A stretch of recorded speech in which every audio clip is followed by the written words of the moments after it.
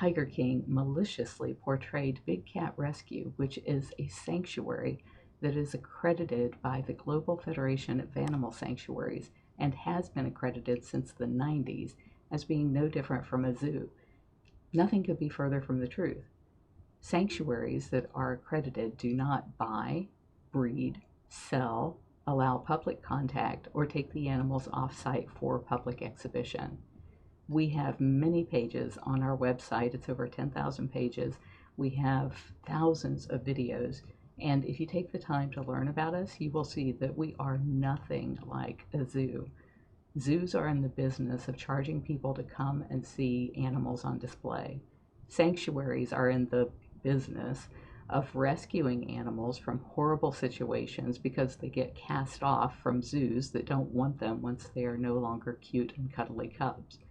One of the things Big Cat Rescue has been very proud about is that we do not allow ourselves to be a dumping ground. And so whenever somebody wants to dump an animal here, they have to contract with us to never own another exotic cat.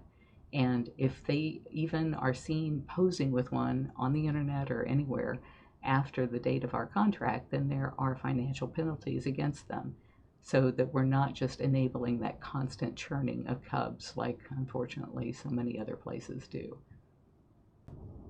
Instead of portraying who we are now and who we have been for the last 20 years, TigerKing did everything they could to dredge up things from back in the 90s and make it look as if that's what we were doing today, and it's just not true. When you get to know us, you'll see there is a huge difference between Big Cat Rescue and all of these roadside zoos. Some people take issue with the fact that we have guided tours. What TigerKing did was they showed a 1-day-a-year event that we have where people are allowed to wander through the sanctuary. And in order to have that event, it's called Wildcat Walkabout, we would have 70 of our own volunteers and staff members and their family members come out here and be posted all along the tour path so that people couldn't harass the cats or yell at them or throw things into the cages. And that was a 1-day-a-year event. The rest of the time, all of our tours are guided, which means you have a tour guide who goes with you, and the groups are 20 people or so, usually less than that. And then there's what we call a backup. It's another volunteer. So the tour guide takes you on a tour and tells you all about the cats on the property and all of the horrible things that led to them needing to be rescued. And then at the end, we ask people to make the call to Congress to ban the cub heading, which bans the captive breeding of these big cats for that cub petting purpose, and to phase out private ownership.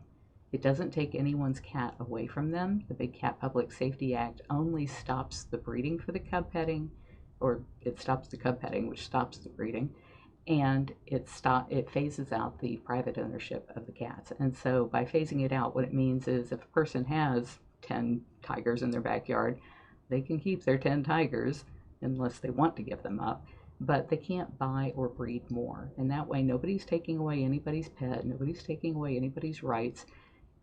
It's just making sure that these animals are not being born into horrible situations. So I really hope you will take a minute to call your member of Congress. We make it so easy for you at bigcatact.com.